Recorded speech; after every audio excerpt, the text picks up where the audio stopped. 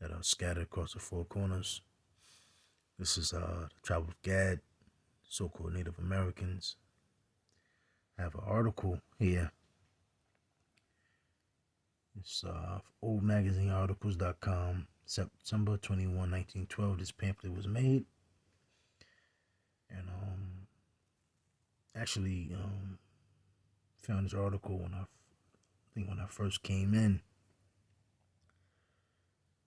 I want to say in 2013. And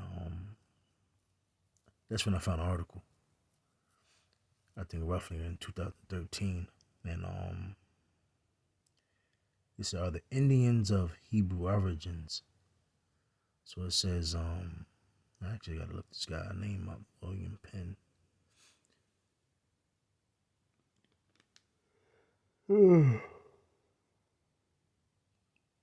Shalaki. I got Romans 9:25 through 26. And I'm just going to name the scriptures, and I'm just going to read the article. William Penn gave the clue to many subsequent biblical scholars in declaring that he had found in the American Indian. Slow down. Bible scholars in declaring that he. Start over.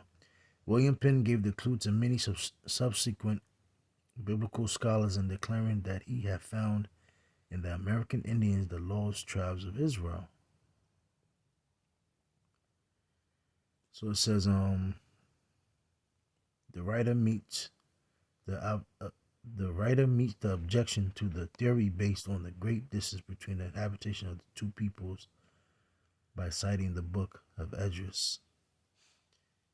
They affirm that after the captivity, the Hebrews resolved to separate themselves from the heathen and to seek a spot where they might religiously observe the law, for the violation of which they had been so severely punished. Yeah, because they left from the Assyrian captivity, which going into it because all the kings of Northern Kingdom were wicked. And then the Lord banished them. And, going to Hosea, the first chapter, it goes into how the Lord was going to pretty much cast his people away.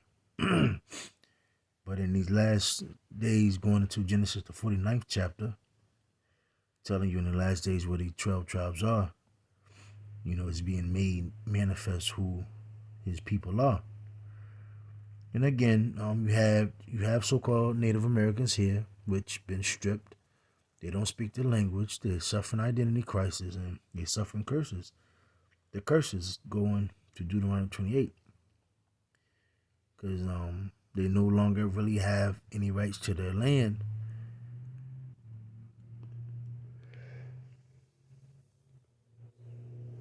They're pretty much on reserves, and they have become coons.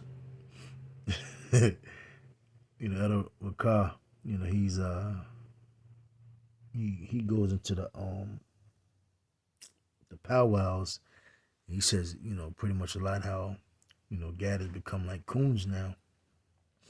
So it says,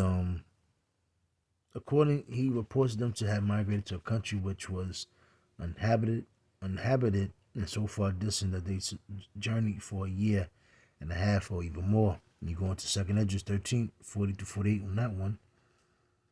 Sloppy, bear with me because this kind of faded away a little bit.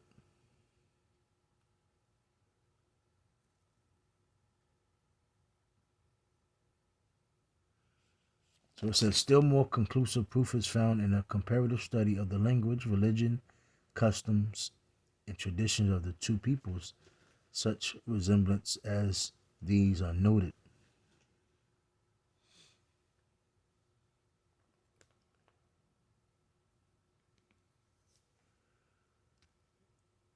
So it says,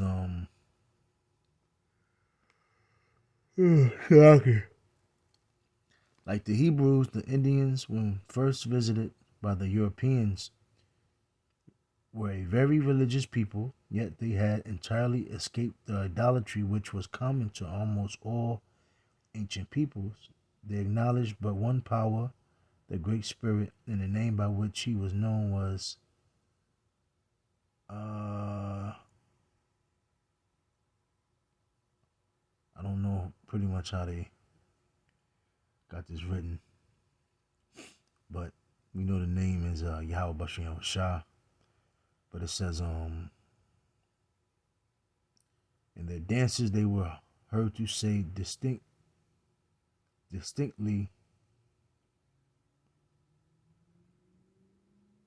I got numbers 35, 11 to 15.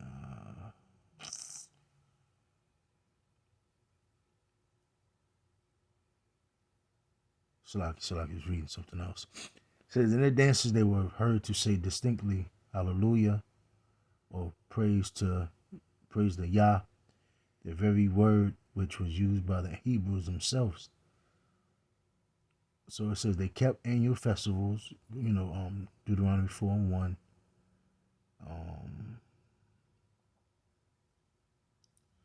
Which resembled those of Mosaic ritual. They performed morning and evening sacrifices and offered of their first fruits to Yahweh. They practiced the rite of circumcision and celebrated a feast like that of the tabernacles. They had cities of refuge, going to Deuteronomy 19, and I believe Numbers 35. That's 11 to 15 as well. Which even a murderer might flee and be safe. So, going down, the Indians reckoned time in the same manner as the Hebrews, and their year began at the same season.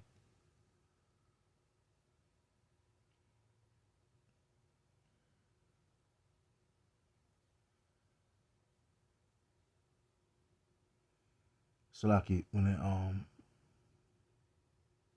going back up, for the tabernacles, the Feast of the Tabernacles, if I'm not mistaken, that's Deuteronomy 16 and 13 and Leviticus 23.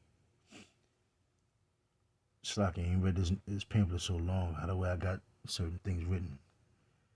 Like I said, Salaki. So it says the same superstition seemed to have marked their burial places, and the same creeds were the rule of their lives, both as to the present and the future. So the Indians, as well as the ancient Hebrews, lived in tribes ruled by a chief, and their forms of government were almost identical. Let me see.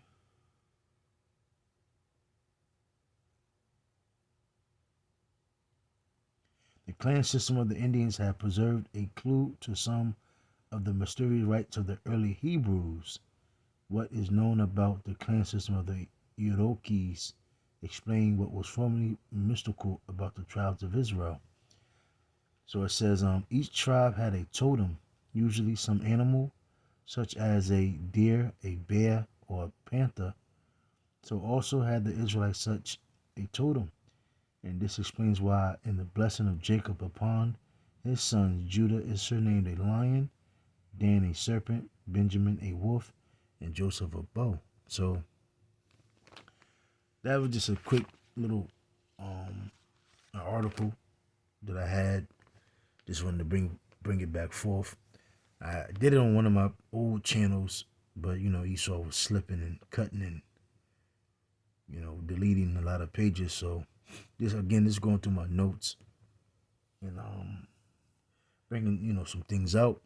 But that's the tribe of Gad, so-called Native Americans. And again, anybody that's talking shit, you had this thing now with High Priest Ariyah. You got certain guys, just scoffing, talking shit. But my point is this, man. If no other kingdom isn't, Israelites, so-called Native Americans, Latino, Hispanics, so then pinpoint me who they are today. The scripture talks about how the Lord's going to bring, Israel and Judah, southern kingdom, back together.